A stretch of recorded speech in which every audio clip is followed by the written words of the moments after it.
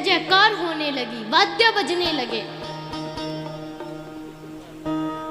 अब सभी बारात को देखते हैं, लेकिन जैसे ही भूतों को देखते हैं तो मुख फेर लेते हैं।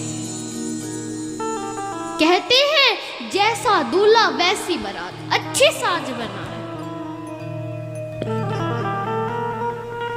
अब अपशगुन को कौन देखना चाहेगा? जगत तो शुभ शगुन चाहता है, लेकिन शंकर जी तो अपने साथ अपशगुन को ही रखते हैं। पार्वती जी को आशीर्वाद देने हिमाचल में सारी सृष्टि के पहाड़, पर्वत, वृक्ष, नदियां आशीर्वाद देने के लिए आई हैं। हिमाचल में बूढ़े, बच्चे, जवान बारात देखने के लिए सज धज कर घूम रहे हैं।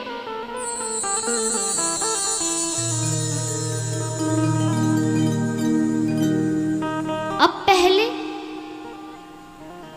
बारात की अगवानी की जाती है तो कुछ गणमान्य नागरिक हाथ में हार लिए, पगड़ी बांधे, चश्मे चढ़ाए आते हैं अगवानी के लिए।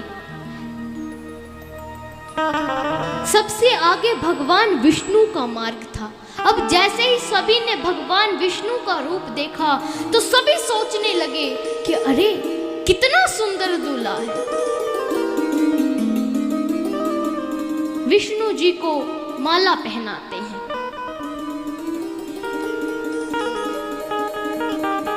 आपस में चर्चा करने लगे, कहने लगे अरे हिमाचल जी भले ही बूढ़े हैं, लेकिन वर बहुत सुंदर ढूंढ कर लाए हैं। एक बूढ़े से तो रहा नहीं गया, पहुंच गया भगवान विष्णु के पास। बोला क्यों सरकार, दूल्हे राजा आप ही हैं? भगवान विष्णु ने हाथ जोड़कर कहा कि नहीं साहब, हम तो साधारण से बाराती है। इतना सुनकर बूढ़ा तो नाचने लगा, कहने लगा कि अरे जब बाराती ही इतना सुंदर है तो दूल्हा कितना सुंदर होगा। विष्णु भगवान बोले कोई बात नहीं, चिंता मत करो, जब दूल्हे राजा आएंगे तब हम देख लेंगे कौन कितने समय यहाँ ठहरता है। एक एक करके सभी देवताओं का समाज आगे निकला, सभी का स्वागत हुआ, सम्मान हुआ। सबसे आखिरी में भगवान शिव का अपना निजी सेवक समाज। इन्होंने जैसे ही शहर के मोटे ताजे लोगों को देखा तो ऐसे झपटे खाने को कि भगदड़ मच गई। सभी अपने जूते, चप्पल, चश्मे, पगड़ी, हार सब छोड़ गए। किसी ने स्वागत नहीं किया, सभी भाग गए। शंकर जी रोक रोक कर कह रहे हैं कि अरे रुकिए तो, कहां जा रहे हो, स्वागत तो करो। किसी ने स्वागत नहीं किया। बालक तो अपने घर में जाकर अपनी माताओं के गोद में छिप गए।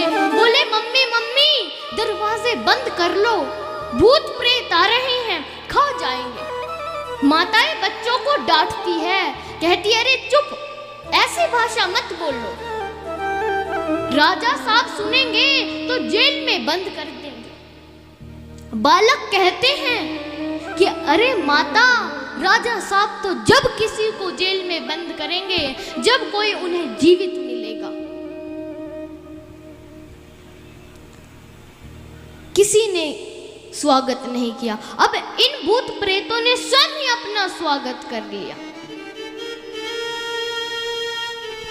जो भी हार पगड़ी पड़े थे उठा उठा कर पहन लिए, जूते चश्मे सब पहन लिए। अब बिना नंबर के जूते, बिना नंबर के चश्मे, धरती आसमान एक दिखने लगा, गिरने लगे, घुटनों से रक्त बहने लगा। और शंकर जी यह देखकर प्रसन्न हो रहे हैं, कह रहे हैं अब हो गए ना बारात के योग्य रंगीन। अब शंकर जी आगे चलते हैं।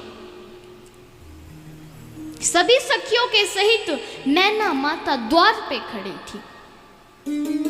जैसे ही सखियों ने दूल्हे को देखा तो मैना माँ को सावधान कर दिया। कहा, माँ, दूल्हे राजा सामने ही खड़े हैं, आरती करिए। जैसे ही मैना माँ आरती करने लगती है, आरती का थाल जैसे ही माथे तक पहुंचाती है तो जौन सा माथे पर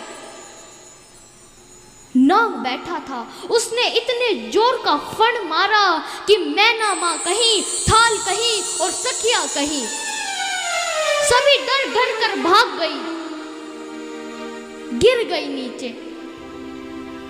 जैसे ही मैना माँ ने इतना देखा, मैना माता तो पार्वती जी को गोद में लेकर रुदन करने लगी। और इधर शंकर जी अपने गणों से पूछ रहे हैं, कह रहे हैं कि अरे, यहां सब जगह एक ही प्रकार का स्वागत होता है क्या?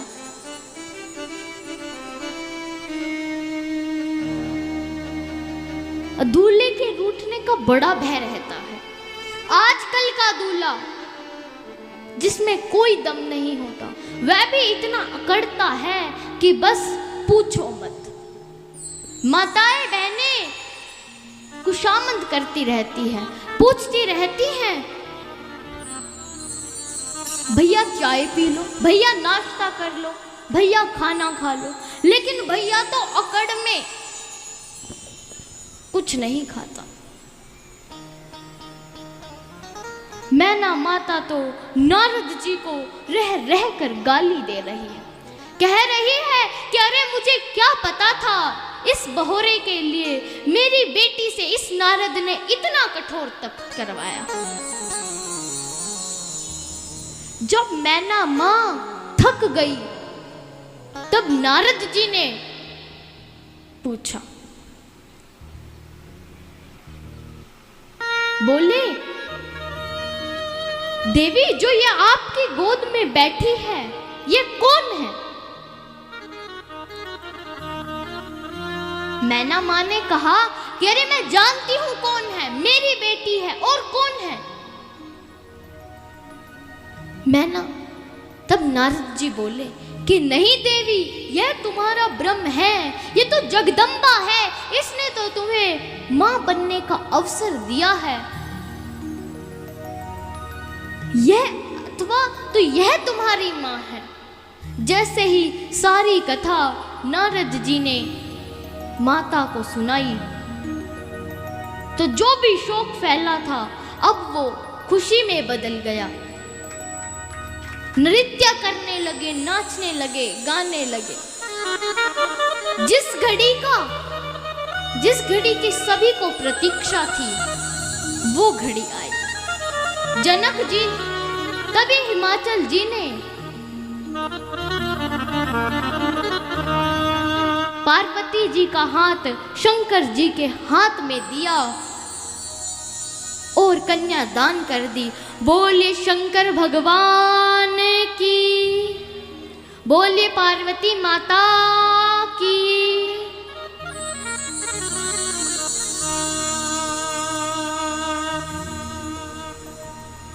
अब सबसे मिलकर आखिरी में पार्वती जी रोते रोते पूछ रही है कि अरे पिताजी, मैंने ऐसी कौन सी गलती कर दी थी कि आप मुझे अपने घर से निकाल रहे हैं? रो रो कर पार्वती जी पूछ रही हैं। किस पिता की क्षमता है जो सुनकर रोएगा नहीं? हिमाचल जी ने जैसे ही पार्वती जी को दुल्हन के वेश में देखा तो पार्वती जी को अपनी गले से लगा लिया, रोने लगे कि अरे, हमारा तो अब सूना भवन ही रह जाएगा। हम किसे बेटी बेटी कहकर पुकारा करेंगे? रोने लगे। पार्वती जी को गले से लगा रहे हैं।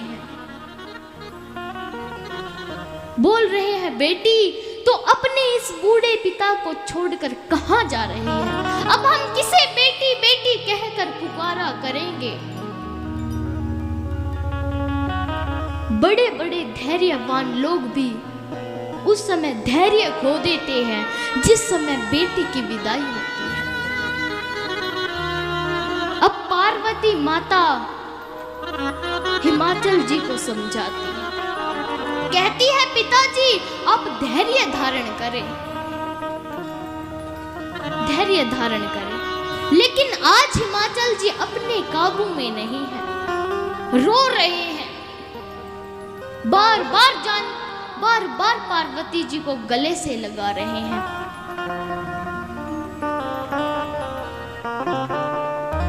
कह रहे हैं बेटी मुझे छोड़कर मत जा, मत जा। पार्वती जी अपनी माता से कह रही है कि माँ